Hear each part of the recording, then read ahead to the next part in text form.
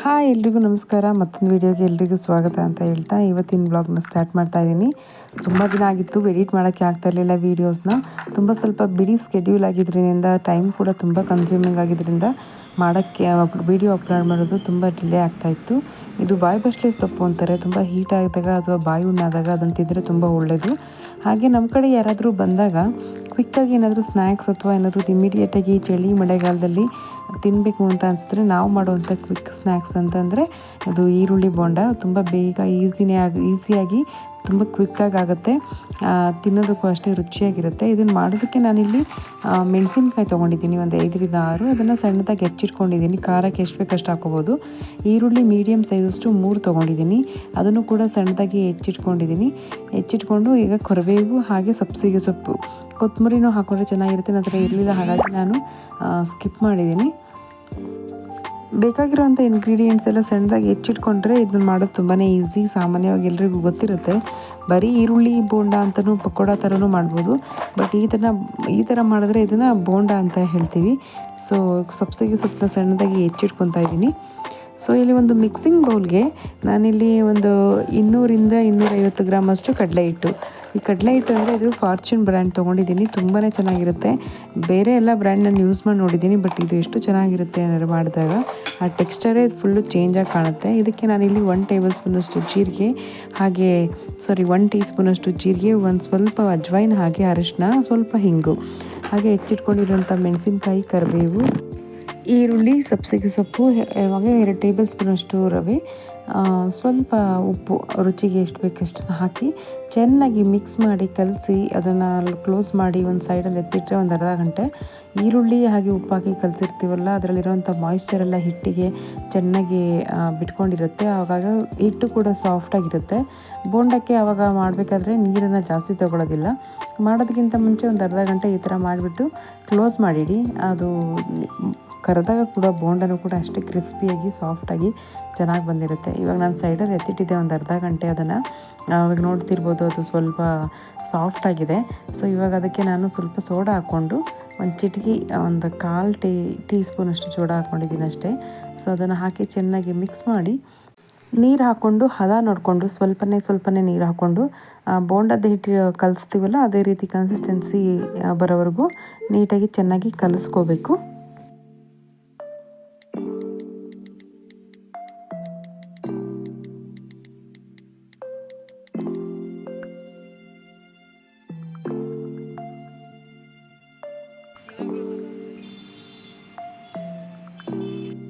ಇವಾಗ ಇದು ರೆಡಿಯಾಗಿದೆ. ಸೊ ಸಾಫ್ಟಾಗಿ ಒಂದು ಟೆಕ್ಸ್ಚರ್ ನೋಡ್ತಿರ್ಬೋದು. ಜಾಸ್ತಿ ನೀರು ತೊಗೊಳ್ಳೋದಿಲ್ಲ. ನಾನು ಈಗ ಅದಕ್ಕೆ ಕಲಿಸ್ಕೊಂಡಿದ್ದೀನಿ. ತುಂಬ ಗಟ್ಟಿಯಾಗಿ ಆಗಲಿ ಅಥವಾ ತುಂಬ ತೆಳ್ಳಗೆ ಆಗಲಿ ಕಲಿಸ್ಕೊಂಡಿಲ್ಲ, ಒಂದು ಹದವಾಗಿ ನೀಟಾಗಿ ಕಲಿಸ್ಕೊಂಡಿದ್ದೀನಿ. ಅದನ್ನು ಕಾಯ್ದಿರೋ ಎಣ್ಣೆಗೆ ಈ ಥರ ರೌಂಡ್ ಶೇಪಲ್ಲಿ, ಹಾಗೆ ಏನು ಶೇಪ್ ಮಾಡಬೇಕು ಅಂತ ಇಲ್ಲ, ನೀವು ತೊಗೊಂಡು ಹಾಗೇ ಬಿಡಬೇಕು. ಅದು ನಾವು ಮೀಡಿಯಮ್ ಹುರಿನಲ್ಲಿ ಬೇಯಿಸಿದ್ರೆ ತುಂಬ ಕ್ರಿಸ್ಪಿಯಾಗಿ ಟೇಸ್ಟಿಯಾಗಿ ಚೆನ್ನಾಗಿ ಬರುತ್ತೆ. ಟು ಬಿ ಫ್ರ್ಯಾಂಕಾಗಿ ಹೇಳಬೇಕು ಅಂತ ಅಂದರೆ ನಾನು ತುಂಬ ಕಡಲೆ ಹಿಟ್ಟುಗಳನ್ನ ಯೂಸ್ ಮಾಡಿದ್ದೀನಿ. ಲೂಸ್ ಆಗಿರ್ಬೋದು ಅಥವಾ ಪ್ಯಾಕೆಟಲ್ಲಿ ಸಿಗಿರುವಂಥ ತುಂಬ ಭಾಗ್ಯಲಕ್ಷ್ಮಿ ಅಂತೆ, ಆಮೇಲೆ ತುಂಬ ಇನ್ನೂ ಶಂಕರ್, ಓಮ್ ಅಂತ ತುಂಬ ಬ್ರ್ಯಾಂಡ್ ಸಿಗುತ್ತೆ. ಬಟ್ ಇದು ಫಾರ್ಚೂನ್ ಅವ್ರದ್ದು ಕಡಲೆ ಹಿಟ್ಟು ತುಂಬಾ ಚೆನ್ನಾಗಿದೆ. ಯಾರಾದರೂ ಮೊದಲನೇ ಬಾರಿಗೆ ಏನಾದರೂ ಯೂಸ್ ಮಾಡಿಲ್ಲ ಇನ್ನೂ ಅಂದರೆ ಕಾಸ್ಟ್ಲಿ, ದುಡ್ಡು ಪ್ರೈಸ್ ನೋಡೋಕ್ಕೆ ಹೋದರೆ ಬೇರೆ ಕಡಲೆ ಹಿಟ್ಟಿಗಿಂತ ಇದು ಸ್ವಲ್ಪ ಕಾಸ್ಟ್ಲಿನೇ. ಬಟ್ ನೀವು ಮಾಡಿದಾಗ ಮಾತ್ರ ಅದೇ ರಿಸಲ್ಟ್ ಮಾತ್ರ ತುಂಬ ಚೆನ್ನಾಗಿರುತ್ತೆ. ಅಷ್ಟೇ ಟೇಸ್ಟಿಯಾಗಿ, ಅಷ್ಟೇ ಕ್ರಿಸ್ಪಿಯಾಗಿ ಒಳ್ಳೆ ಕಡಲೆ ಹಿಟ್ಟು. ಬೋಂಡನೂ ಕೂಡ ಅಷ್ಟೇ ಚೆನ್ನಾಗಿ ಬರುತ್ತೆ, ಬಜ್ಜಿ ಪಕೋಡ ಬೋಂಡ ಎಲ್ಲ. ಸೊ ಯೂಸ್ ಮಾಡಿ. ನೀವು ನೋಡ್ತಿರ್ಬೋದು ಮೇಲೆಲ್ಲ ಎಷ್ಟು ಕ್ರಿಸ್ಪಿಯಾಗಿ ಚೆನ್ನಾಗಿ ಬಂದಿದೆ ಅಂತ. ಇದು ಬೋಂಡ. ಇದನ್ನು ಓಪನ್ ಮಾಡಿದ್ರೆ ಒಳಗಡೆ ಸಾಫ್ಟಾಗಿರುತ್ತೆ, ಮೇಲ್ಗಡೆ ಕ್ರಿಸ್ಪಿಯಾಗಿರುತ್ತೆ, ಅಷ್ಟೇ ಚೆನ್ನಾಗಿರುತ್ತೆ. ಒಳ್ಳೆ ಮಳೆಗಾಲದಲ್ಲಿ ಅಥವಾ ಚಳಿಗಾಲದಲ್ಲಿ ಯಾರಿಗಾದರೂ ಏನಾದರೂ ಕ್ವಿಕ್ಕಾಗಿ ಸ್ನ್ಯಾಕ್ಸ್ ತಿನ್ನಬೇಕು ಅಂತ ಅನಿಸಿದ್ರೆ ಇದನ್ನು ಮಾಡ್ಕೊಂಡು ತಿನ್ನಿ, ತುಂಬಾ ಚೆನ್ನಾಗಿ ಅನಿಸುತ್ತೆ.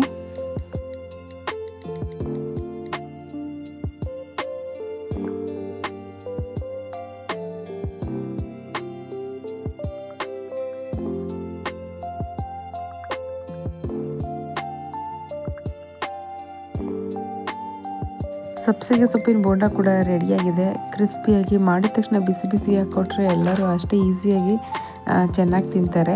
ಸೊ ಅದ್ರ ಜೊತೆಗೆ ಕಾಫಿ, ನಾವು ಯೂಶ್ವಲಿ ಕಾಫಿನೇ ಕುಡಿಯೋದು.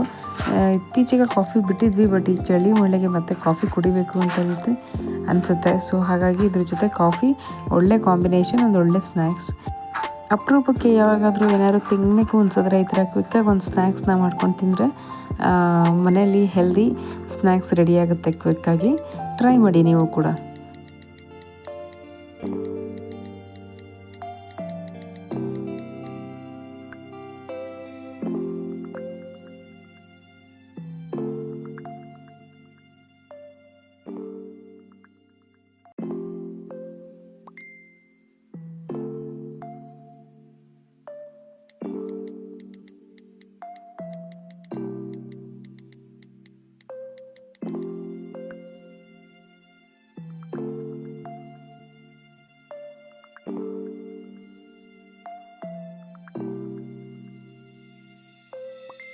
ಇದು ನೆಕ್ಸ್ಟ್ ಡೇ ಮಾರ್ನಿಂಗ್, ಶುಕ್ರವಾರ ಬೆಳಗ್ಗೆ. ಶುಕ್ರವಾರ ಆಗಿದ್ದರಿಂದ ತುಂಬಾ ಪೂಜೆ ಎಲ್ಲ ಸ್ಪೆಷಲ್. ಆ್ಯಕ್ಚುಲಿ ಆಷಾಢ ಶುಕ್ರವಾರ ಅಂದರೆ ಅದೇನೋ ಚಾಮುಂಡೇಶ್ವರಿ ದೇವಿಗೆ ಸಲ್ಲುತ್ತೆ ಅಂತ ಹೇಳ್ಬಿಟ್ಟು ಸ್ವಲ್ಪ ಸ್ಪೆಷಲಾಗಿ ಎಲ್ಲ ಪೂಜೆ ಮಾಡ್ತೀವಿ. ಹಾಗಾಗಿ ನಾನು ಕೂಡ ರೆಗ್ಯುಲರಾಗಿ ಎವ್ರಿಡೇ ಪೂಜೆ ಮಾಡೇ ಮಾಡ್ತೀವಿ. ಅಲ್ಲಿ ಅವತ್ತಿನ ದಿನ ಅಂದರೆ ಏನೋ ಒಂಥರ ಸ್ಪೆಷಲು. ಟೈಮ್ ಕೂಡ ಆಗೋಗಿತ್ತು, ಮಧ್ಯಾಹ್ನ ಎಲ್ಲ ಕೆಲಸ ಮುಗಿಸಿ ರೆಡಿಯಾಗಿ ನಾನು ಪೂಜೆ ಮಾಡೋ ಅಷ್ಟರಲ್ಲಿ ನಮ್ಗೆ ಮಧ್ಯಾಹ್ನ 12 ಗಂಟೆ ಆಗೇ ಬಿಡುತ್ತೆ. ಸೊ ಪೂಜೆ ಎಲ್ಲ ಬೇಗ ಬೇಗ ಮಾಡಿ ಅಡುಗೆ ಮಾಡಬೇಕು ಅಂತ ಕ್ವಿಕ್ಕಾಗಿ ಪೂಜೆಗೆಲ್ಲ ರೆಡಿ ಮಾಡ್ತಾಯಿದ್ದೆ. ಸೊ ನಾನು ಮನೆ ಮುಂದೆ ಬಾಗಿಲಿಗೆ ಇದೇ ಥರ ರಂಗೋಲಿ ಹಾಕೋದು ಶುಕ್ರವಾರ ಮಂಗಳವಾರ ತುಂಬ ಚೆನ್ನಾಗಿ ಕಾಣುತ್ತೆ.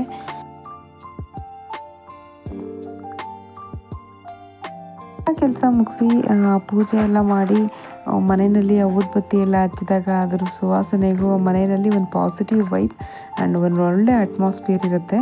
ಹಾಗಾಗಿ ಪೂಜೆ ಮಾಡೋದಂದರೆ ನನಗಂತೂ ತುಂಬಾ ಇಷ್ಟ. ಬಟ್ ಬೇರೆ ಎಲ್ಲ ಕೆಲಸಗಳ ಮಾಡ್ಕೊಂಡು ಪೂಜೆ ಮಾಡೋಷ್ಟಕ್ಕೆ ಸುಸ್ತಾಗ್ಬಿಟ್ಟಿರುತ್ತೆ. ಬೆಳಿಗ್ಗೆನೇ ಮಾಡಿದ್ರಂತೂ ತುಂಬಾ ಚೆನ್ನಾಗಿರುತ್ತೆ. ಬಟ್ ಇವಾಗ ಇಲ್ಲಿನ ಸಿಚುಯೇಷನ್ಗೆ ಸೊ ಎಲ್ಲ ಹರಿಬರಿಯಲ್ಲಿ ಬೆಳಿಗ್ಗೆ ಬೇಗನೆ ಸ್ಕೂಲು ಆಫೀಸ್ ಹೋಗೋದ್ರಿಂದ ಸೊ ಯೂಶ್ವಲಿ ಊರ ಕಡೆ ಎಲ್ಲ ಬೆಳಿಗ್ಗೆ ಎದ್ದು ಫಸ್ಟು ಪೂಜೆ ಮಾಡಿ ಆಮೇಲೆ ಕೆಲಸ ಮಾಡ್ತಾರೆ. ಬಟ್ ನಮ್ಮದೆಲ್ಲ ಉಲ್ಟಾ ಆಗುತ್ತೆ, ಕೆಲಸ ಎಲ್ಲ ಮಾಡಿ ಆಮೇಲೆ ಪೂಜೆ ಮಾಡ್ತೀವಿ. ಸೊ ಹೇಗಿದ್ದರೂ ದೇವರನ್ನು ಒಂದ್ಸರಿ ನೆನೆಸ್ಕೊಡೋದು, ಅವ್ರಿಗೆ ಒಂದು ಥ್ಯಾಂಕ್ಸ್ ಹೇಳೋದು ಸೊ ನಮ್ಮ ಕರ್ತವ್ಯ. ಹಾಗಾಗಿ ನಾವು ಎವ್ರಿಡೇ ವಿತೌಟ್ ಫೇಲ್ ಅದನ್ನು ಮಾಡಲೇಬೇಕು. ಅದು ನಾನು ಮಾಡ್ತೀನಿ.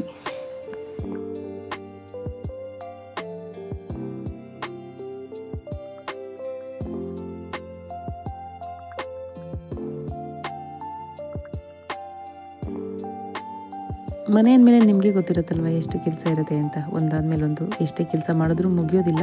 ಅದ್ರ ಜೊತೆಗೆ ಪಾತ್ರೆಗಳಂತೂ ಸಿಕ್ಕಾಬಟ್ಟೆ, ವಾಶ್ ಮಾಡು, ತೊಳಿ, ಮತ್ತು ಅಡುಗೆ ಮಾಡು ಮತ್ತು ತೊಳಿ, ಇದೇ ಥರ ಕೆಲಸಗಳು. ಅದ್ರ ಜೊತೆಗೆ ಮಕ್ಕಳು ಇಟ್ಕೊಂಡು ಅಡುಗೆ ಕೆಲಸ ಎಲ್ಲ ಮಾಡಿಕೊಂಡು ಅಡುಗೆ ಮಾಡೋ ಅಷ್ಟೊತ್ತಿಗಂತೂ ತುಂಬ ಟೈಮ್ ತಗೊಳುತ್ತೆ. ಸೊ ಅದರಲ್ಲೂ ವೀಡಿಯೋ ಎಡಿಟ್ ಮಾಡೋದಕ್ಕಂತೂ ತುಂಬಾ ಕಷ್ಟ. ಇತ್ತೀಚೆಗಂತೂ ಅಷ್ಟು ಒಂಥರ ಪ್ರೆಷರ್ ಬಿಲ್ಡ್ ಆಗುತ್ತೆ. ಸೊ ಗಲಾಟೆ ಮಾಡ್ತಾನೆ ಇರ್ತಾಳೆ ಯಾವಾಗಲೂ. ಸೊ ಪೂಜೆ ಎಲ್ಲ ಮುಗಿಸಿ ಎಲ್ಲ ಬೇಗ ಕ್ವಿಕ್ಕಾಗಿ ಅಡುಗೆ ಕೂಡ ಮಾಡಿ ಮುಗಿಸ್ದೆ. ಫೈನಲಿ ನಾನಿಲ್ಲಿ ಹಪ್ಪಳ ಕರಿತಾ ಇದ್ದೀನಿ. ಅಡುಗೆಗೆ ನಾನಿವತ್ತು ಬಸ್ಸಾರು ಮಾಡಿದ್ದೆ. ಹೆಸರುಕಾಳು, ಸಬ್ಸಿಗೆ ಸೊಪ್ಪು ಹಾಗೂ ಬೇಳೆ ಹಾಕಿ ಸೊ ಬಸ್ಸಾರು ಮಾಡಿ, ಅನ್ನನೂ ಮಾಡಿ, ಪಲ್ಯನೂ ಮಾಡಿ, ಅದರ ಜೊತೆಗೆ ಹಪ್ಪಳ ಕೂಡ ಕರೆದು ಊಟಕ್ಕೆ ಬೇಗ ಬೇಗ ಬಡಿಸೋಣ ಅಂತ ಹೇಳ್ಬಿಟ್ಟು ಟೈಮ್ ಆಲ್ಮೋಸ್ಟ್ 2 ಗಂಟೆ ಆಗಿತ್ತು ನಾನು ಮಾಡೋಷ್ಟೊತ್ತಿಗೆ. ಸೊ ಬೇಗ ಬೇಗ ಮಾಡಿ ಮುಗಿಸಿ ಊಟ ಎಲ್ಲ ಮಾಡಿದ್ವಿ.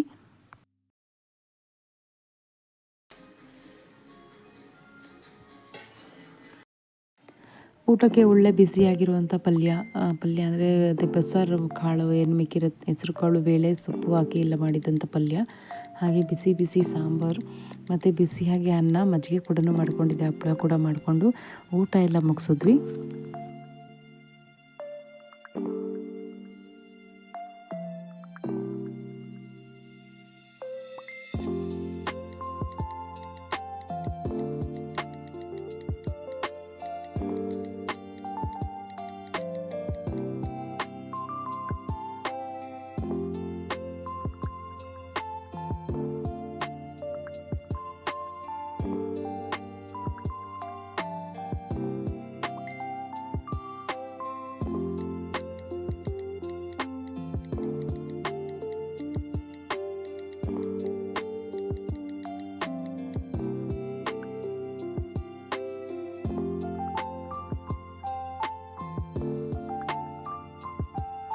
ಆ್ಯಕ್ಚುಲಿ ಬಸ್ಸಾರು ಅಂದರೆ ನನಗೆ ತುಂಬಾ ಇಷ್ಟ. ಅದ್ರ ಜೊತೆಗೆ ಮುದ್ದೆ ಅಂತೂ ಒಂದು ಒಳ್ಳೆ ಕಾಂಬಿನೇಷನ್.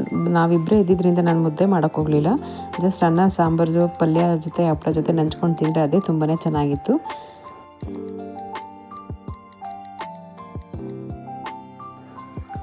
ಇದು ನೆಕ್ಸ್ಟ್ ಡೇ ಸಂಡೇ ಆಗಿದ್ದರಿಂದ ಅದೇನೋ ಗೊತ್ತಿಲ್ಲ, ತುಂಬ ಲೇಸಿನೆಸ್ಸು, ಒಂಥರ ಏನು ಕೆಲಸ ಮಾಡೋದಕ್ಕೂ ಅಷ್ಟು ಇಂಟ್ರೆಸ್ಟೇ ಬರ್ತಾ ಇರಲಿಲ್ಲ. ತುಂಬ ಬೋರಿಂಗ್ ಅನ್ನಿಸ್ತಾ ಇತ್ತು. ಮೂಡ್ ಸ್ವಿಂಗ್ಸ್ ಅಂತಾರಲ್ಲ ಆ ಥರ. ಎಷ್ಟೇ ಕೆಲಸ ಮಾಡಬೇಕು ಅಂತ ಎನರ್ಜಿ ಅಂತ ಅಂದ್ಕೊಂಡ್ರು ನನ್ನೊಳಗೆ ಒಬ್ಬ ಲೇಸಿ ಪರ್ಸನ್ ಇದ್ದ. ಅದು ಕೆಲಸ ಮಾಡೋದಕ್ಕೆ ಬಿಡ್ತಾನೇ ಇರಲಿಲ್ಲ. ತುಂಬ ಈಚೆ ಬಂದು ಆಚೆ ಬಂದು ಓಡಾಡಿ ತುಂಬ ಟೈಮ್ ಸ್ಪೆಂಡ್ ಮಾಡಿ ಆಮೇಲೆ ತಿಂಡಿನೂ ಕೂಡ ಸರಿಗೆ ಮಾಡಬೇಕು ಅಂತ ಏನೇನೋ ಅಂದ್ಕೊಂಡಿದ್ದೆ. ಬಟ್ ಆದರೆ ಅದನ್ನು ಕೂಡ ಸರಿಗೆ ಮಾಡಲಿಲ್ಲ. ಕ್ವಿಕ್ಕಾಗಿ ಮಕ್ಕಳೆಲ್ಲ ಎದ್ರು, ಅವ್ರ ಜೊತೆನೂ ಸ್ವಲ್ಪ ಹೊತ್ತು ಟೈಮ್ ಸ್ಪೆಂಡ್ ಮಾಡಿ ಒಂದೊಂದು ಸರಿ ಎಲ್ರಿಗೂ ಹೀಗಾಗುತ್ತಲ್ವ, ಅದು ಯಾಕೆ ಅಂತ ನಾನು ಹೇಳ್ತೀನಿ. ಯಾಕೆ ಅಂತ ಅಂದರೆ, ಸೊ ಡ್ಯೂರಿಂಗ್ ಪೀರಿಯಡ್ಸ್ ಟೈಮಲ್ಲಿ ಒಂದು 2-3 ದಿನದಿಂದನೂ ಒಂದು ಸ್ವಲ್ಪ ಲೇಸಿನೆಸ್ ಸ್ಟಾರ್ಟ್ ಆಗುತ್ತೆ. ಏನೋ ಒಂಥರ ಕಳವಳ, ಅಷ್ಟು ಬಾಡಿನಲ್ಲಿ ಹೆಲ್ತ್ ವೈಸು ಕೂಡ ಅಷ್ಟು ನಾವು ಓಕೆ ಅಂತ ನಮ್ಗೆ ಅನ್ನಿಸ್ತಿರಲ್ಲ. ಮೂಡ್ ಸ್ವಿಂಗ್ಸ್ ಆಗೋದೇ ಆಗಲಿ, ಆಮೇಲೆ ಏನೇ ಎನರ್ಜಿಯಿಂದ ಮಾಡೋಕ್ಕೋದ್ರೂ ಅಷ್ಟು ಎನರ್ಜಿ ಕೂಡ ಬರೋದಿಲ್ಲ. ಆ ಥರ ನನಗಂತೂ ಯಾವಾಗಲೂ ಅನಿಸುತ್ತೆ. ಅಬ್ಡಮನ್ ಸ್ವಲ್ಪ ಹೊಟ್ಟೆ ಊದ್ಕೊಳ್ಳೋದೇ ಆಗಲಿ, ಡೈಜೆಷನ್ ಪ್ರಾಬ್ಲಮ್ ಈ ಥರ ಎಲ್ಲ ತುಂಬಾ ಸ್ಟಾರ್ಟ್ ಆಗುತ್ತೆ. ಒಬ್ಬೊಬ್ಬರಿಗೆ ಒಂದೊಂಥರ ಸಿಂಪ್ಟಮ್ಸ್ ಇರುತ್ತೆ. ಇದು ನನಗೆ ಯೂಶ್ವಲಿ ಈ ಥರ ಆಗುತ್ತೆ. ಆಮೇಲೆ ತುಂಬಾ ನಿದ್ದೆ ಬರುತ್ತೆ. ಸೊ ಆವಾಗ ನೋಡೋದಕ್ಕೆ ನಾವು ಚೆನ್ನಾಗೇ ಕಾಣಿಸ್ತಿರ್ತೀವಿ ಎಲ್ರಿಗೂ, ಇವ್ರಿಗೇನಪ್ಪ ಚೆನ್ನಾಗಿದ್ದಾರೆ ಅನ್ನೋ ಥರ. ಬಟ್ ಒಳಗೆ ನಮ್ಗಾಗ್ತಿರೋ ಇನ್ನರ್ ಫೀಲಿಂಗ್ಸ್ ಯಾರಿಗೂ ಗೊತ್ತಾಗೋದಿಲ್ಲ. ಐ ಥಿಂಕ್ ಇದು ಮೋಸ್ಟ್ ಆಫ್ ದೆಮ್ ಅದಕ್ಕೆ ರಿಯಲೈಸು ಆಗೋದಿಲ್ಲ ನಮ್ಗೆ ಏನಾಗ್ತಿರುತ್ತೆ ಅಂತ. ಸೊ ಇದು ಹೆಣ್ಮಕ್ಳಿಗೆ ಹೇಳ್ಕೊಳ್ಳಾರೋದು ಒಂದು ಒಳ್ಳೆ ಸಂಕಷ್ಟ ಅಂತ ಅನಿಸುತ್ತೆ. ಸೊ ಅದಾದಮೇಲೆ ಮಗಳ ಜೊತೆ ಸ್ವಲ್ಪ ಹೊತ್ತು ಟೈಮ್ ಸ್ಪೆಂಡ್ ಮಾಡಿ, ಹೊಟ್ಟೆ ಕೂಡ ಹಸಿವಾಗ್ತಾಯಿತ್ತು, ಏನಾದರೂ ಮಾಡಬೇಕು ಅಂತ ಅಂದ್ಕೊಂಡಾಗ ಆವತ್ತು ಅಪರೂಪಕ್ಕೆ ನಾನು ಮ್ಯಾಗಿ ಮಾಡೋದು, ಯಾವಾಗಲೂ ಮಾಡೋದಿಲ್ಲ. ಸೊ ಮ್ಯಾಗಿ ಮಾಡೋಣ ಅಂತ ನೂಡಲ್ಸ್ ತರಿಸಿದೆ. ಸೊ ನೂಡಲ್ಸ್ ಎಲ್ಲ ತರಿಸಿ ಇನ್ಸ್ಟೆಂಟಾಗಿ ಮ್ಯಾಗಿ ಮಾಡ್ಕೊಂಡು ತಿಂದ್ವಿ. ಇದಕ್ಕೆ ನಾನು ಸ್ವಲ್ಪ ಎಣ್ಣೆಗೆ ಕ್ಯಾಪ್ಸಿಕಮ್, ಟೊಮೆಟೊ, ಈರುಳ್ಳಿನ ಹಾಕಿ ಚೆನ್ನಾಗಿ ಸ್ವಲ್ಪ ಫ್ರೈ ಮಾಡಿ, ಅದಕ್ಕೆ ಮ್ಯಾಗಿ ಪ್ಯಾಕೆಟ್ ಏನು ತಂದಿದೆ ಅದನ್ನು ಹಾಕಿ, ಅದಕ್ಕೆ ನಾವು ಮೆಣಸಿನ್ಕಾಯಿ ಕೂಡ ಹಾಕ್ಕೊಂಡು ಟೇಸ್ಟಿಯಾಗಿ ಇನ್ನೂ ಸ್ವಲ್ಪ ಸ್ಪೈಸಿಯಾಗಿ ಬೇಕಾದರೂ ಮಾಡಿಕೊಂಡ್ರೆ ಇನ್ನೂ ಚೆನ್ನಾಗಿರುತ್ತೆ. ಬಟ್ ನಾನು ಸಿಂಪಲ್ಲಾಗಿ ಜಸ್ಟ್ ಆನಿಯನ್, ಕ್ಯಾಪ್ಸಿಕಮ್, ಟೊಮೆಟೊ ಹಾಕಿ, ಏನು ನೂಡಲ್ಸ್ ತಂದಿರ್ತಾರೆ ಅದನ್ನು ನೀರು ಹಾಕಿ ಬೇಯಿಸಿ, ಅದಕ್ಕೆ ಮಸಾಲೆ ಹಾಕಿ ಮಿಕ್ಸ್ ಮಾಡಿಕೊಂಡು ಬೇಯಿಸಿದ್ರೆ ಆಯಿತು, ನೂಡಲ್ಸ್ ರೆಡಿ ಆಗುತ್ತೆ. ತುಂಬ ಕ್ವಿಕ್ಕಾಗಿ ಬೇಗ ಆಗುತ್ತೆ, ತುಂಬ ಟೇಸ್ಟಿಯಾಗಿರುತ್ತೆ. ಬಟ್ ಆದರೆ ಅಷ್ಟು ಇದು ಒಳ್ಳೆಯದಲ್ಲ ಅಂತಾರೆ. ಒನ್ಸ್ ಇನ್ ಎ ವೈಲ್, ಯಾವಾಗಾದರೂ ಒಂದೊಂದು ಸರಿ ತುಂಬ ಎಮರ್ಜೆನ್ಸಿ ಇದ್ದಾಗ ತಿಂದ್ಕೊಂಡ್ರೆ ಅಂತ ಏನು ಇದಾಗಲ್ಲ. ಸೊ ಟೇಸ್ಟ್ ಕೂಡ ತುಂಬ ಚೆನ್ನಾಗಿತ್ತು. ನಾವು ಕೂಡ ತಿಂಡಿ ಎಲ್ಲ ತಿಂದು ಅದಾದಮೇಲೆ ನನಗೆ ತುಂಬಾ ಸುಸ್ತಾಗ್ತಿತ್ತು. ನಾನು ಹೋಗ್ಬಿಟ್ಟು ಮಲ್ಕೊಂಡ್ಬಿಟ್ಟೆ. ನಾನು ಅಷ್ಟು ಬೇರೆ ಕೆಲಸಗಳನ್ನ ಮಾಡೋಕ್ಕೆ ನನ್ನ ಕೈಲಿ ಆಗ್ತಾ ಇರಲಿಲ್ಲ. ಹಾಗಾಗಿ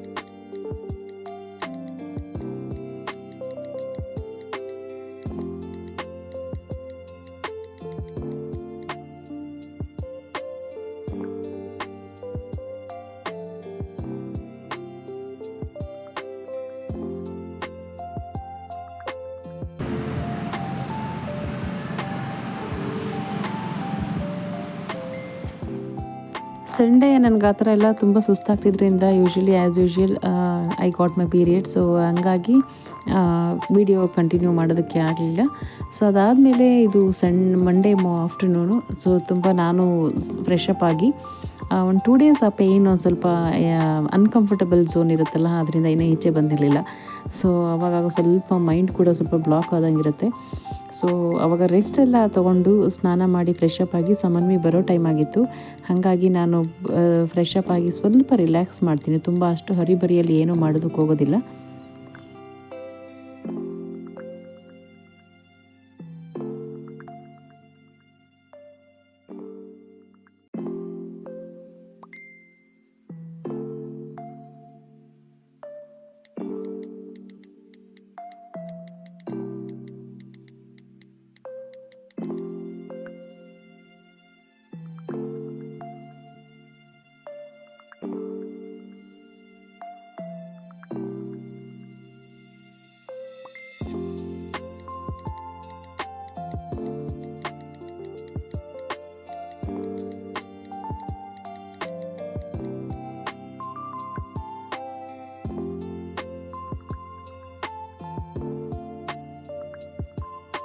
ಮಧ್ಯಾಹ್ನ ಆಗಿದ್ದರಿಂದ ಸ್ವಲ್ಪ ಹೊತ್ತು ರೆಸ್ಟ್ ತೊಗೊಂಡು ಅದಾದಮೇಲೆ 3:30 ಅಷ್ಟೊತ್ತಿಗೆ ಸಮನ್ವಿ ಬರ್ತಾಳೆ. ಸಮನ್ವಿ ಕೂಡ ಬಂದು ಅಡುಗೆ ಏನೂ ಕೂಡ ಮಾಡಿರಲಿಲ್ಲ, ಹಾಗಾಗಿ ಕ್ವಿಕ್ಕಾಗಿ ಏನಾದರೂ ಮಾಡೋಣ ಅಂತ ಅಂದ್ಕೊಳ್ತಿದ್ದೆ. ಸ್ವಲ್ಪ ಸುಸ್ತೆಲ್ಲ ಕಡಿಮೆ ಆಗಿತ್ತು. ಏನೇ ಸುಸ್ತಿದ್ರು ಇಲ್ಲ ಅಂದರೂ ನಮ್ಮ ಕೆಲಸ ರುಟೀನ್ ಯಾವತ್ತೂ ಕಡಿಮೆ ಆಗೋದಿಲ್ಲ ಅಲ್ವಾ. ಸೊ ಏನಾದರೂ ಮಾಡಬೇಕಾಗಿತ್ತು. ಸೊ ಇವಳು ಕೂಡ ನನಗೆ ಚಪಾತಿ ಬೇಕು, ಚಪಾತಿ ಮಾಡು ಅಂತ ಹೇಳ್ತಿದ್ದಾಗ ಚಪಾತಿ ಜೊತೆ ಪಲ್ಯ ಎಲ್ಲ ಮಾಡೋದಕ್ಕೆ ತುಂಬ ಟೈಮ್ ತಗೊಳುತ್ತೆ. ಹಾಗಾಗಿ ಆನಿಯನ್ ಪರೋಟ ಮಾಡೋಣ ಅಂತ ಡಿಸೈಡ್ ಮಾಡಿಕೊಂಡು ಬೇಗ ಕ್ವಿಕ್ಕಾಗಿ ಆನಿಯನ್ ಪರೋಟ ಮಾಡೋದಕ್ಕೆ ರೆಡಿ ಮಾಡಿಕೊಂಡೆ ನಾನು.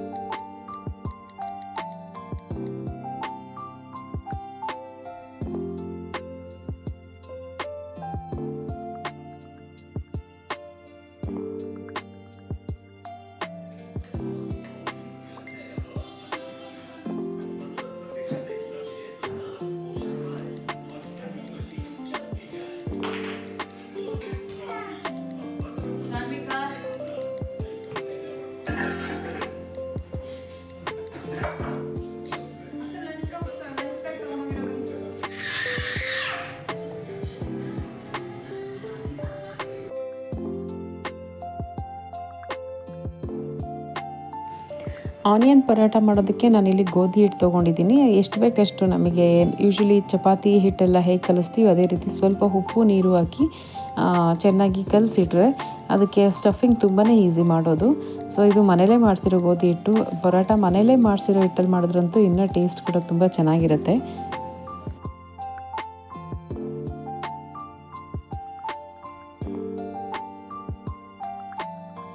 ಆ್ಯಕ್ಚುಲಿ ಚಪಾತಿ ಹಿಟ್ಟು ಅಥವಾ ಗೋಧಿ ಹಿಟ್ಟನ್ನು ತುಂಬ ಒಂದೇ ಸರಿ ನೀಟಾಗಿ ಕಲಸೋದಕ್ಕಿಂತ ಈ ಥರ ನೀರು ಹಾಕಿ ಸ್ವಲ್ಪ ರಫಾಗಿ ಉಂಡೆ ಥರ ಮಾಡಿ ಹಾಗೆ ಮುಚ್ಚಿಟ್ರೆ ಅದು ಮಾಯ್ಶ್ಚರೆಲ್ಲ ಆಗಿ ಇಳ್ಕೊಂಡು ಹಿಟ್ಟು ಸ್ವಲ್ಪ ಸಾಫ್ಟ್ ಆಗುತ್ತೆ ನಾವು ಚಪಾತಿ ಮಾಡೋ ಟೈಮ್ಗೆ. ಹಾಗಾಗಿ ತುಂಬ ನಾದಿ ಎಲ್ಲ ಕಲಸೋ ಅಂಥ ನೆಸೆಸಿಟಿ ಇರಲ್ಲ. ಸೊ ಈ ಥರ ಟ್ರೈ ಮಾಡಿ ನೋಡಿ. ಆಮೇಲೆ ಕಲಸೋದಕ್ಕೂ ತುಂಬ ಈಸಿಯಾಗಿ ಬರುತ್ತೆ. ಇವಾಗ ತುಂಬ ಟೈಮ್ ತೊಗೊಳುತ್ತಲ್ವ, ಅದನ್ನು ನೀಟಾಗಿ ಮಾಡೋದಕ್ಕೆ ಆ ಥರ ಅನಿಸೋದಿಲ್ಲ. ಹಾಗೆ ಪರೋಟ ಮಾಡೋದಕ್ಕೆ ನಾನಿಲ್ಲಿ 3 ಮೀಡಿಯಮ್ ಸೈಜ್ ಈರುಳ್ಳಿ, ಹಾಗೆ 2 ಹಸಿರುಮೆಣಸಿನಕಾಯಿ, ಹಾಗೆ ಕೊತ್ತಂಬರಿ ತೊಗೊಂಡಿದ್ದೀನಿ. ಎಲ್ಲ ಸಿಪ್ಪೆ ಎಲ್ಲ ಬಿಡಿಸ್ಕೊಂಡು ಸಣ್ಣದಾಗಿ ಹೆಚ್ಚಿಟ್ಕೊತೀನಿ.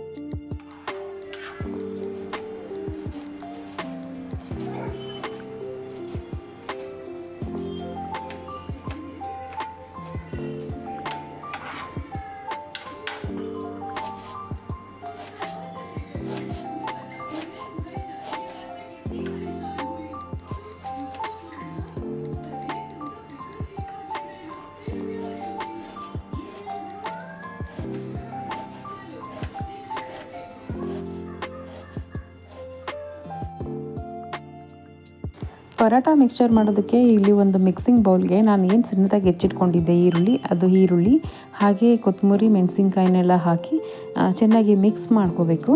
ಅದಕ್ಕೆ ನಾವು ಇಲ್ಲಿ 1 ಟೇಬಲ್ ಸ್ಪೂನಷ್ಟು ಧನಿಯಾ ಬೀಜನ ಸ್ವಲ್ಪ ದಪ್ಪದಾಗಿ ಕ್ರಷ್ ಮಾಡಿ ಅದನ್ನು ಕೂಡ ಮಿಕ್ಸಿಂಗ್ ಬೌಲ್ಗೆ ಹಾಕೋಬೇಕು. ಇದು ಹಾಕೋದ್ರಿಂದ ಒಂದು ಒಳ್ಳೆ ಫ್ಲೇವರ್ ಸಿಗುತ್ತೆ ಪರೋಟ, ಹಾಗೂ ಟೇಸ್ಟ್ ಕೂಡ ತುಂಬ ಎನ್ಹ್ಯಾನ್ಸ್ ಆಗುತ್ತೆ. ಹಾಗಾಗಿ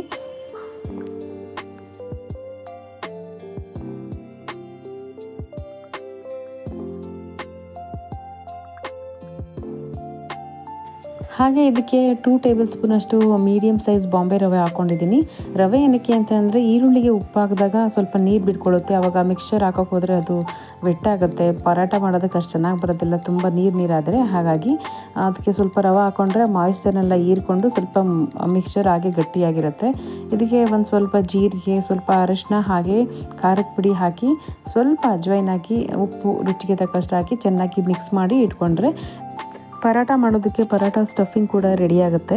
ಸೊ ತುಂಬಾ ಈಸಿ, ಬೇರೆ ಕ್ವಿಕ್ಕಾಗುತ್ತೆ ಆ್ಯಂಡ್ ಅಷ್ಟೇ ಟೇಸ್ಟಿಯಾಗಿರುತ್ತೆ. ಸೊ ಯಾರೆಲ್ಲ ಮೊದಲನೇ ಬಾರಿಗೆ ಏನಾದರೂ ನೋಡ್ತಾಯಿದ್ರೆ ಟ್ರೈ ಮಾಡಿ, ಖಂಡಿತ ನಿಮ್ಮ ಮನೇಲಿ ಎಲ್ಲರೂ ಇಷ್ಟಪಡ್ತಾರೆ. ಅಷ್ಟು ಟೇಸ್ಟಿಯಾಗಿರುತ್ತೆ ಇದು. ತುಂಬ ಮಿನಿಮಲ್ ಇಂಗ್ರೀಡಿಯೆಂಟ್ಸಲ್ಲಿ ತುಂಬ ಟೇಸ್ಟಿಯಾಗಿ ಮಾಡ್ಬೋದಂಥ ಪರಾಟ ಇದು. ಏನಾದರೂ ಪಲ್ಯ ಮಾಡಬೇಕು ಅಥವಾ ಅದು ಇದು ಏನು ತರಕಾರಿ ಇಲ್ಲ ಅಂತ ಅಂದರೆ ಇದನ್ನು ನೀವು ಟ್ರೈ ಮಾಡಿ, ಚೆನ್ನಾಗಿರುತ್ತೆ ತುಂಬಾ. ಇವಾಗ ಪರೋಟ ಮಾಡೋದಕ್ಕೆ ಸ್ಟಫಿಂಗ್ ಕೂಡ ರೆಡಿಯಾಗಿದೆ. ಸೊ ಇವಾಗ ಚಪಾತಿ ಹಿಟ್ಟನ್ನ ನಾನು ಹಾಗೆ ರಫಾಗಿ ಕಲಸಿಟ್ಟಿದ್ನಲ್ಲ, ಅದು ಇವಾಗ ತುಂಬ ಸಾಫ್ಟಾಗಿರುತ್ತೆ, ಕಲಸೋದಕ್ಕೆ ತುಂಬ ಈಸಿ, ಬೇಗನೆ ನೀವು ನೀಡ್ ಮಾಡ್ಬೋದು. ಇವಾಗ ಚೆನ್ನಾಗಿ ಅದನ್ನು ನಾನು ನಾದ್ಕೋತೀನಿ. ನಾವು ಎಷ್ಟು ಚೆನ್ನಾಗಿ ಚಪಾತಿ ಹಿಟ್ಟನ್ನು ನಾದ್ತೀವೋ ಅದು ಕಲಿಸ್ತೀವೋ ಅಷ್ಟು ಚೆನ್ನಾಗಿ ಚಪಾತಿ ಸಾಫ್ಟಾಗಿ ತುಂಬ ಪ್ಲಫಿಯಾಗಿ ಬರುತ್ತೆ. ಹಾಗಾಗಿ ನಮ್ಮ ಕೈಲಿ ಎಷ್ಟು ಸಾಧ್ಯನೋ ಅಷ್ಟು ನೀಟಾಗಿ ಕಲಿಸ್ಕೋಬೇಕು ಚಪಾತಿ ಹಿಟ್ಟನ್ನು. ಈಗ ಚಪಾತಿ ಹಿಟ್ಟನ್ನು ಚೆನ್ನಾಗಿ ಕಲಸಿದ್ದಾಗಿದೆ. ಅದನ್ನು ಸಣ್ಣ ಸಣ್ಣ ಸೈಜಸ್ ಆಗಿ ಮೀಡಿಯಮ್ ಸೈಜ್ ಬೌಲ್, ನಮಗೆ ಪರಾಟ ಯಾವ ಸೈಜ್ ಬೇಕೋ ಆ ಸೈಜಿಗೆ ಚಪಾತಿ ಹಿಟ್ಟನ್ನು ಕಟ್ ಮಾಡಿಕೊಂಡು ಉಂಡೆ ಮಾಡಿ ಇಟ್ಕೊಬೇಕು.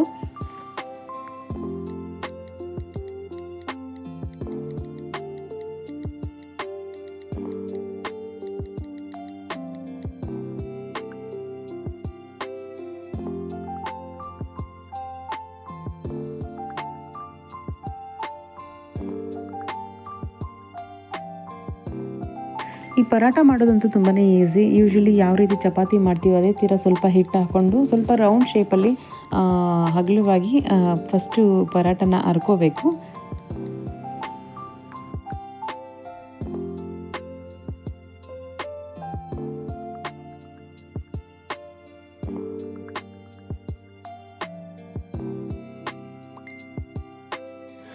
ಇದನ್ನು ದೊಡ್ಡದಾಗಿ ಸ್ವಲ್ಪ ತೆಳುವಾಗಿ, ತುಂಬ ದಪ್ಪನೂ ಇರಬಾರ್ದು ಸಣ್ಣನೂ ಇರಬಾರ್ದು, ಆ ಥರ ನೀಟಾಗಿ ಹರ್ಕೊಂಡಿರಬೇಕು.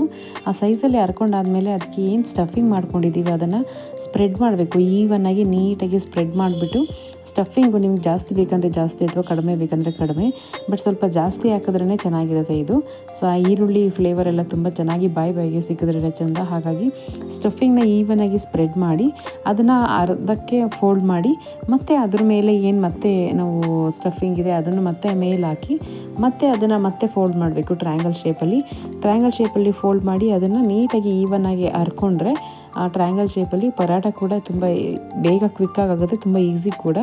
ಆ್ಯಂಡ್ ಸ್ಮೂತಾಗಿ ಪ್ರೆಸ್ ಮಾಡಬೇಕು, ತುಂಬ ರಫಾಗೆಲ್ಲ ಅರಿಯೋಕ್ಕೆ ಹೋಗಬಾರ್ದು, ಕಿತ್ತೋಗ್ಬಿಡುತ್ತೆ. ಹಾಗಾಗಿ ಸೊ ಈ ರೀತಿ ಮಾಡಿಕೊಂಡು ಚಪಾತಿ ಈ ಥರ ಟ್ರಯಾಂಗಲ್ ಶೇಪಲ್ಲಿ ಸ್ಟಫ್ಡ್ ಅಥವಾ ಲೇಯರ್ ಪರಾಟ ಮಾಡ್ತೀವಲ್ಲ ಅದೇ ರೀತಿ ಹರಿದ್ರೆ ಸಾಕು. ಸೊ ನೀಟಾಗಿ ಬರುತ್ತೆ. ನಾನು ಸ್ವಲ್ಪ ಹಿಟ್ಟು ಜಾಸ್ತಿ ಬಿದ್ದುಬಿಟ್ಟಿದೆ, ಅಲ್ಲಿ ಸ್ವಲ್ಪ ಹಾಕ್ಕೊಂಡ್ರೆ ಸಾಕು. ನೀಟಾಗಿ ಲೈಟಾಗಿ ಜೆಂಟಲಾಗಿ ನೀವು ಹರ್ಕೊಳ್ತಾ ಹೋದರೆ ಅದು ತುಂಬ ಈವನಾಗಿ ತುಂಬ ದೊಡ್ಡದಾಗಿ ಸ್ಪ್ರೆಡ್ ಆಗುತ್ತೆ, ಅಷ್ಟು ಚೆನ್ನಾಗಿ ಬರುತ್ತೆ ಪರಾಟ.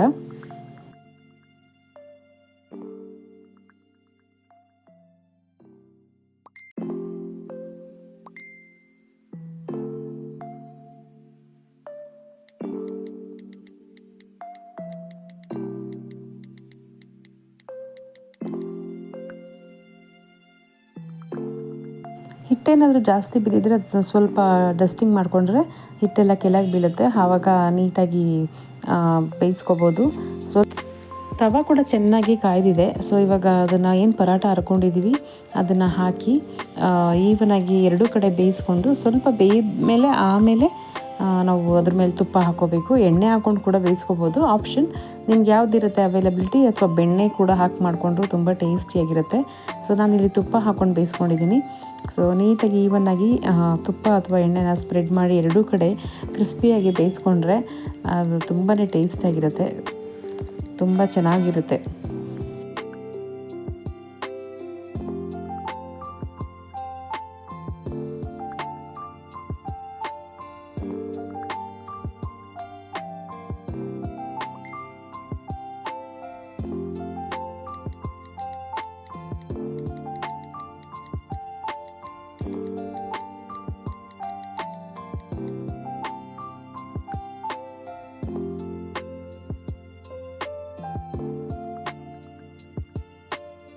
ನೋಡಿ ಇವಾಗ ಪರಾಟ ಕೂಡ ಕ್ರಿಸ್ಪಿಯಾಗಿ ಟೇಸ್ಟಿಯಾಗಿ ರೆಡಿಯಾಗಿದೆ. ಸೊ ಏನು ತರಕಾರಿ ಪಲ್ಯ ಎಲ್ಲ ಬೇಕು ಅಂತ ನೆಸೆಸಿಟಿನೆಲ್ಲ ಏನಿರುತ್ತೆ ನಮ್ಮಲ್ಲಿ ಇಂಗ್ರೀಡಿಯೆಂಟ್ಸು ಅದನ್ನು ಹಾಕಿ ನಾವು ಕೂಡ ವಿಭಿನ್ನವಾಗಿ ಅಡುಗೆ ಮಾಡ್ಕೋಬೋದು, ತುಂಬ ಚೆನ್ನಾಗಿರುತ್ತೆ. ಸೊ ಚಟ್ಪಟ ಅಂತ ರುಚಿಯಾಗಿ ಆ್ಯಕ್ಚುಲಿ ಇದಿಷ್ಟು ಇಷ್ಟಪಟ್ಟರು ಅಂತ ಅಂದರೆ ನನಗೆ ಆಶ್ಚರ್ಯ ಆಯಿತು. ಎಷ್ಟು ನಮ್ಮನೇಲಿ ಯೂಶ್ವಲಿ ಖಾರ ಅಷ್ಟು ತಿನ್ನಲ್ಲ ಮಕ್ಕಳೆಲ್ಲ, ಅವ್ರು ಇನ್ನೂ ಒಂದು ಬೇಕು ಅಂತ ಖಾರ ಆಗಿದ್ರು ತಿಂತಾಯಿದ್ರು. ಅಷ್ಟು ರುಚಿ ಇರುತ್ತೆ ಆನಿಯನ್ ಪರೋಟ. ಆಲೂಗಡ್ಡೆ ಪರೋಟಗಿಂತನೂ ಚೆನ್ನಾಗಿರುತ್ತೆ. ಟ್ರೈ ಮಾಡಿ ನೀವೆಲ್ಲ ಒಂದು ಸರಿ, ಯಾರಾದರೂ ಟ್ರೈ ಮಾಡಿಲ್ಲ ಅಥವಾ ಗೊತ್ತಿಲ್ಲ ಅಂತ ಅಂದರೆ ಖಂಡಿತ ನಿಮಗೆ ಎಷ್ಟು ತುಂಬ ಹೆವಿ ಸ್ಪೈಸಸ್ ಇರೋಲ್ಲ, ಲೈಟ್ ಮಸಾಲ, ಟೇಸ್ಟ್ ಮಾತ್ರ ಅಲ್ಟಿಮೇಟ್. ಇದ್ರ ಜೊತೆ ಮೊಸರು ಹಾಕ್ಕೊಂಡು ತಿನ್ಬೋದು. ಮೊಸರಿಗಿಂತ ನನಗೆ ತುಪ್ಪ ಜೊತೆ ಹಾಗೆ ತಿನ್ನೋದು ತುಂಬ ಟೇಸ್ಟ್ ಅನಿಸುತ್ತೆ. ಸೊ ಅವ್ರವ್ರ ಆಪ್ಷನ್ನು. ಇಲ್ಲ ಅಂತಂದರೆ ಗ್ರೀನ್ ಚಟ್ನಿನೋ ಅಥವಾ ರೆಡ್ ಚಟ್ನಿನೋ ಕೆಂಪು ಚಟ್ನಿ ಏನಾದರೂ ಹಾಕ್ಕೊಂಡು ತಿಂದ್ರೂ ಚೆನ್ನಾಗಿರುತ್ತೆ. ಸೊ ನಮಗೆ ಹಾಗೇ ತಿನ್ನೋಕ್ಕೆ ಇಷ್ಟ ಆಗುತ್ತೆ. ನಾವೆಲ್ಲ ಹಾಗೆ ತಿಂದ್ವಿ.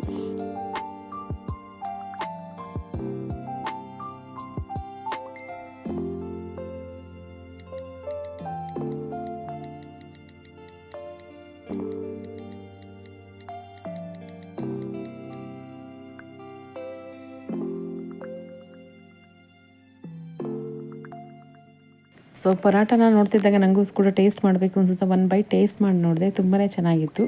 ಸೊ ಇವರಿಬ್ಬರು ಕತೆ ನೋಡ್ತಿರ್ಬೋದು ನೀವು. ಮನೆಯೆಲ್ಲ ಒಂದು ಕಡೆಯಿಂದ ಎಲ್ಲ ತೆಗ್ದಾಕಿ ಅವ್ರು ಇಷ್ಟದಂತೆ ಆಟ ಆಡ್ತಿರ್ತಾರೆ. ಸೊ ಇವಾಗ ಅವಳು ನನಗೂ ಬೇಕು ಅಂತ ಹಠ ಮಾಡ್ತಾಯಿದ್ಲು. ಸೊ ಅವಳಿಗೆ ಸ್ವಲ್ಪ ಸ್ಟಫಿಂಗ್ ಕಡಿಮೆ ಹಾಕಿ ಸ್ವಲ್ಪ ತುಪ್ಪ ಜಾಸ್ತಿ ಹಾಕಿ ಮಾಡಿಕೊಟ್ರೆ ತಿಂತಾಳೆ, ಖಾರ ಆದರೆ ತಿನ್ನಲ್ಲ. ಹಾಗಾಗಿ ಮನ್ವಿಗಂತೂ ಪರಾಟ ತುಂಬಾ ಇಷ್ಟ ಆಯಿತು. ಹಾಗಾಗಿ ಶಾನ್ವಿಕಂಗೆ ಸ್ವಲ್ಪ ತುಪ್ಪ ಎಲ್ಲ ಸ್ಪ್ರೆಡ್ ಮಾಡಿ ಲೇಯರ್ ಪರಾಟ ಮಾಡ್ತಾರಲ್ಲ ಆ ಥರ ಸ್ವಲ್ಪ ಸ್ಟಫಿಂಗ್ ಕಡಿಮೆ ಹಾಕಿ ಸ್ವಲ್ಪ ತುಪ್ಪದಲ್ಲೇ ಜಾಸ್ತಿ ಹಾಕಿ ಸ್ಮೂತಾಗಿ ಬೇಯಿಸ್ಕೊಟ್ರೆ ತಿಂತಾಳೆ ಅಂತೇಳ್ಬಿಟ್ಟು ಅವಳಿಗೆ ಚಿಕ್ಕದಾಗಿ ಮಾಡ್ತಾಯಿದ್ದೀನಿ. ಸೊ ಇದಾಗಿತ್ತು ಇವತ್ತಿನ ವಿಡಿಯೋ. ಹೋಪ್ ನಿಮ್ಮೆಲ್ರಿಗೂ ಈ ವಿಡಿಯೋ ಇಷ್ಟ ಆಗಿದೆ ಅಂತ ಅಂದ್ಕೊಂಡಿದ್ದೀನಿ. ಇಷ್ಟ ಆಗಿದೆ ಪ್ಲೀಸ್ ಸಬ್ಸ್ಕ್ರೈಬ್ ಮಾಡ್ಕೊಂಡು ನೋಡಿ, ಯಾರಾದರೂ ಮೊದಲನೇ ಬಾರಿಗೆ ನೋಡ್ತಾ ಇದ್ದರೆ. ಹಾಗೆ ಇಷ್ಟ ಆಗಿದರೆ ಲೈಕ್ ಮಾಡಿ ಅಂತ ಹೇಳ್ತಾ ಮತ್ತೊಂದು ವೀಡಿಯೋದೊಂದಿಗೆ ನಾನು ಮತ್ತೆ ಸಿಗ್ತೀನಿ. ಅಲ್ಲಿವರೆಗೂ ವೀಡಿಯೋನ ವಾಚ್ ಮಾಡ್ತಾಯಿರಿ ಆ್ಯಂಡ್ ರೆಸಿಪೀಸ್ನ ಟ್ರೈ ಮಾಡಿ ಅಂತ ಹೇಳ್ತಾ take care and thank you for watching.